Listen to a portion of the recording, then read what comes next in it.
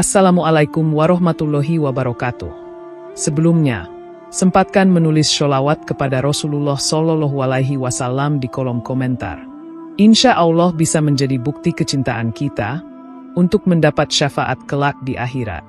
Semoga kita tetap dalam keadaan sehat walafiat dan selalu diberikan rezeki yang berlimpah oleh Allah Subhanahu wa Ta'ala. Amin ya Robbal Alamin. Saudara-saudaraku yang dirahmati Allah, salat adalah tiang agama, kewajiban utama dalam Islam, dan bentuk ibadah yang paling langsung menghubungkan hamba dengan Tuhannya. Dalam sehari semalam, umat muslim diperintahkan untuk mendirikan salat 5 waktu sebagai bentuk ketaatan, pengingat diri, dan penyucian jiwa. Namun, tak sedikit dari kita yang melaksanakan salat secara lahiriah, namun ternyata hati dan perilakunya tidak mencerminkan kedekatan dengan Allah Subhanahu wa Ta'ala. Ironisnya, ada orang-orang yang terlihat rajin mendirikan salat, namun sejatinya malah jauh dari rahmat Allah. Mereka tidak mendapatkan cahaya dan keberkahan dari salatnya karena niat dan sikap dalam ibadah itu ternoda oleh sifat-sifat yang dibenci oleh Allah dan Rasul-Nya. Salat menjadi rutinitas kosong, bukan sarana untuk mendekatkan diri kepada Sang Pencipta. Di video kali ini, kita akan membahas 5 ciri orang yang rajin salat, tetapi sebenarnya jauh dari Allah Subhanahu wa Ta'ala. Mari kita renungi satu persatu agar kita dapat mengevaluasi diri dan memperbaiki kualitas ibadah kita. 1. Orang yang lalai dalam salat. Lalai dalam salat adalah penyakit hati yang sangat berbahaya, karena ia menyerang inti dari ibadah yang seharusnya menjadi tiang agama. Allah Subhanahu wa Ta'ala berfirman bahwa kecelakaan besar akan menimpa orang-orang yang lalai dalam salatnya, bukan orang yang meninggalkan salat. Ini menunjukkan bahwa melalaikan salat adalah bentuk pengabaian yang tersamar namun sangat serius. Lalai bisa berarti berbagai macam hal. Tidak tepat waktu, tidak khusyuk, tergesa-gesa dalam gerakan dan bacaan, tidak memahami makna dari apa yang diucapkan, hingga menjadikan salat sebagai beban yang dikerjakan dengan terpaksa. Seorang hamba yang dalam salatnya tidak menghadirkan hati, pikirannya melayang ke urusan dunia, bahkan menunggu-nunggu kapan salat selesai, sejatinya tidak sedang menyembah Allah, tapi sekadar melaksanakan rutinitas fisik. Rasulullah Shallallahu Alaihi Wasallam bersabda bahwa ada orang yang salat namun tidak mendapatkan apa-apa selain keletihan. Dalam hadis lain, disebutkan bahwa orang yang tidak menyempurnakan rukuk dan sujudnya, seakan-akan mematuk seperti burung, tidak akan dianggap salat oleh Allah. Ini menjadi peringatan keras bagi kita bahwa salat yang tidak sungguh-sungguh bisa tidak bernilai di sisinya. Allah menciptakan salat sebagai waktu-waktu spesial di mana seorang hamba dapat berjumpa dengan Tuhannya, mengadukan segala kesusahan, memohon ampunan, dan menenangkan jiwanya. Namun ketika seseorang meremehkannya, bahkan saat sedang berdiri di hadapan Allah ia masih memikirkan urusan dunia, maka ia telah kehilangan makna ibadah itu sendiri. Hatinya jauh dari Allah, meskipun tubuhnya tampak sujud kepadanya. Salat seharusnya menjadi pemurni jiwa, tempat kita menundukkan ego, memperbaiki niat, dan menyambung kembali hubungan spiritual dengan Allah. Jika salat tidak membuat seseorang menjadi lebih taat, lebih lembut hatinya, dan lebih takut kepada Allah, maka kemungkinan besar ia termasuk orang-orang yang lalai, dan bukan orang yang dicintai olehnya. 2. Orang yang suka menggunjing orang lain. Ghibah, atau menggunjing, adalah salah satu penyakit lisan yang paling berbahaya dalam kehidupan sosial dan spiritual. Rasulullah Shallallahu Alaihi Wasallam menjelaskan bahwa ghibah adalah menyebutkan sesuatu tentang saudaramu yang tidak ia sukai, meskipun hal itu benar. Jika yang dibicarakan tidak benar, maka itu sudah masuk dalam kategori fitnah, yang lebih besar dosanya daripada pembunuhan. Seorang yang rajin salat seharusnya memiliki kontrol yang baik terhadap lisannya. Namun bila setelah menunaikan salat, ia kembali duduk dalam majelis yang penuh dengan omongan tentang keburukan orang lain, maka salatnya belum membuahkan takwa. Ini adalah tanda bahwa hubungan vertikalnya dengan Allah tidak berimbas pada hubungan horizontal dengan manusia. Ghibah merusak kehormatan, menebar kebencian, dan mengotori hati. Orang yang terbiasa menggunjing akan terbiasa mencari-cari kesalahan orang lain dan melupakan kesalahannya sendiri. Ini adalah cermin dari hati yang gelap, yang tidak tersentuh oleh cahaya solat. Padahal, salah satu fungsi utama solat adalah menyucikan jiwa dari kotoran sifat-sifat tercela. Rasulullah Shallallahu Alaihi Wasallam bersabda bahwa saat Isra Mi'raj, beliau melihat kaum yang mencakar wajahnya sendiri dengan kuku tembaga. Ketika ditanya, para malaikat menjawab bahwa mereka adalah orang-orang yang suka memakan daging saudaranya, yaitu suka menggunjing.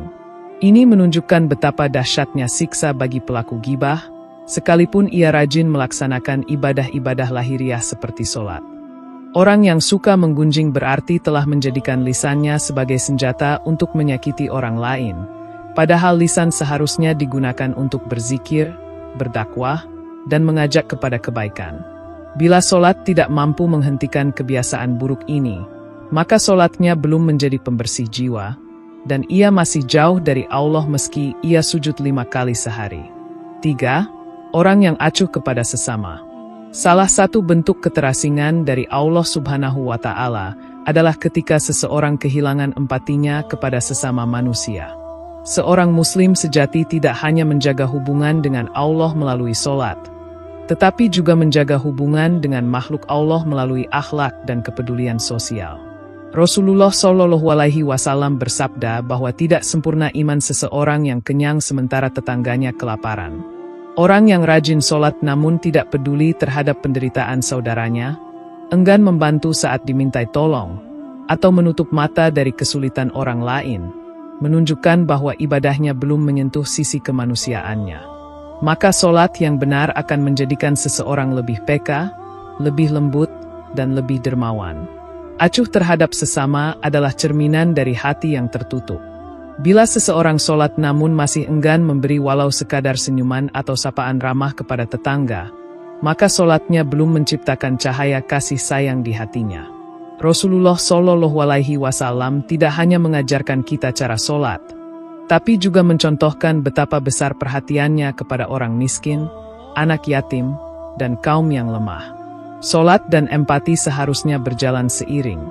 Nabi Shallallahu Alaihi Wasallam sendiri, ketika mendengar tangisan anak kecil saat solat berjamaah, mempercepat bacaan solatnya agar tidak menyusahkan si ibu. Ini menunjukkan bahwa solat yang benar tidak membuat seseorang kaku dan egois, tapi justru semakin manusiawi.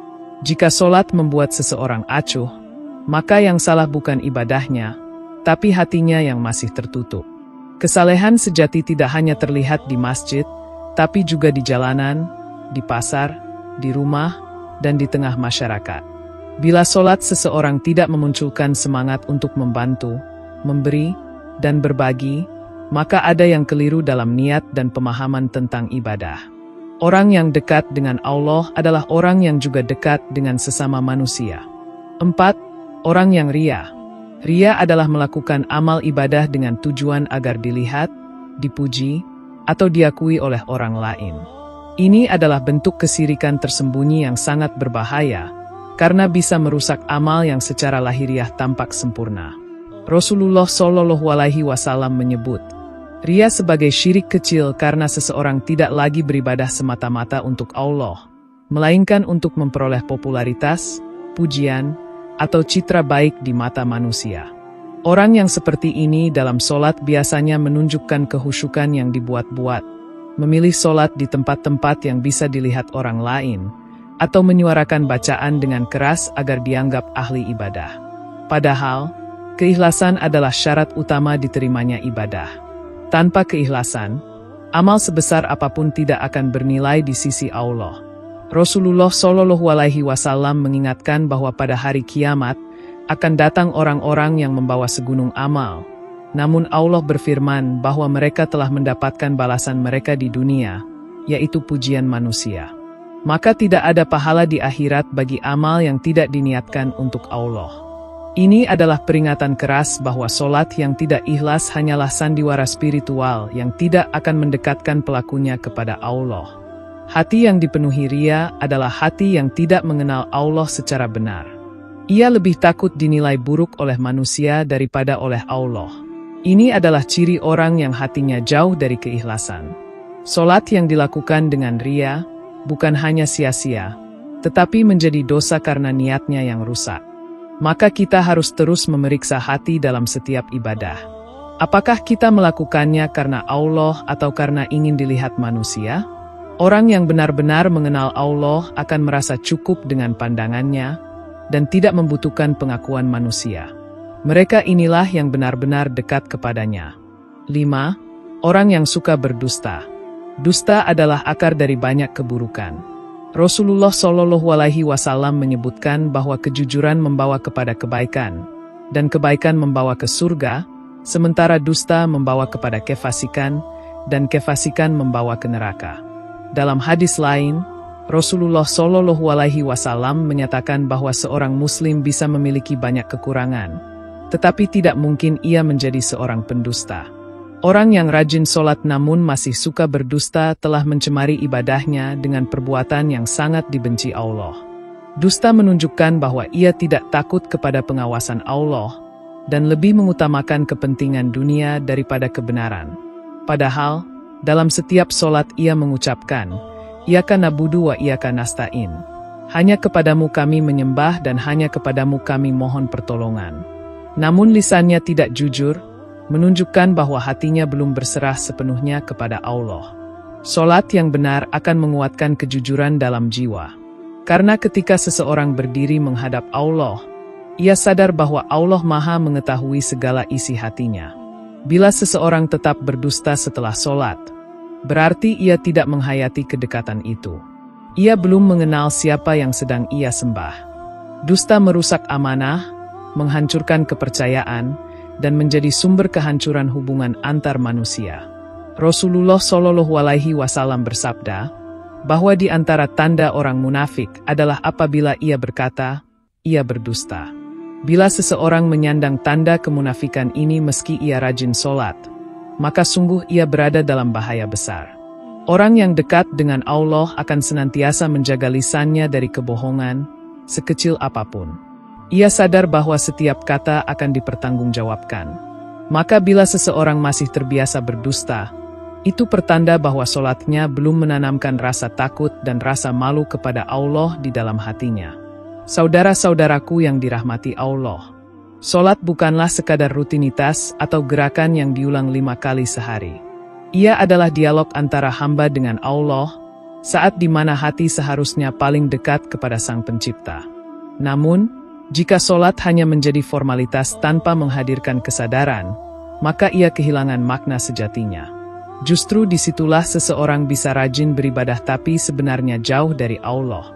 Ciri-ciri seperti lalai dalam sholat, menggunjing, acuh terhadap sesama, ria, dan suka berdusta adalah tanda bahwa ibadah belum memberi pengaruh pada hati dan akhlak. Padahal, sholat yang benar seharusnya mencegah perbuatan keji dan mungkar, serta mendekatkan seseorang pada ketakwaan. Maka penting bagi kita untuk tidak hanya memperhatikan jumlah, tapi juga kualitas dan keikhlasan dalam ibadah. Mari kita jadikan sholat sebagai sarana untuk memperbaiki diri, melembutkan hati, dan menumbuhkan kasih sayang terhadap sesama. Sholat yang benar akan membentuk pribadi yang jujur, ikhlas, penyayang, dan peduli. Semoga kita tidak termasuk golongan yang sholatnya hanya sebatas rutinitas, tetapi menjadi hamba yang benar-benar dekat dengan Allah, baik secara lahir maupun batin. Demikian yang dapat saya sampaikan, semoga yang menyimak video ini sampai akhir, terhindar dari neraka, dan dimasukkan ke dalam surganya. Amin ya Robbal Alamin.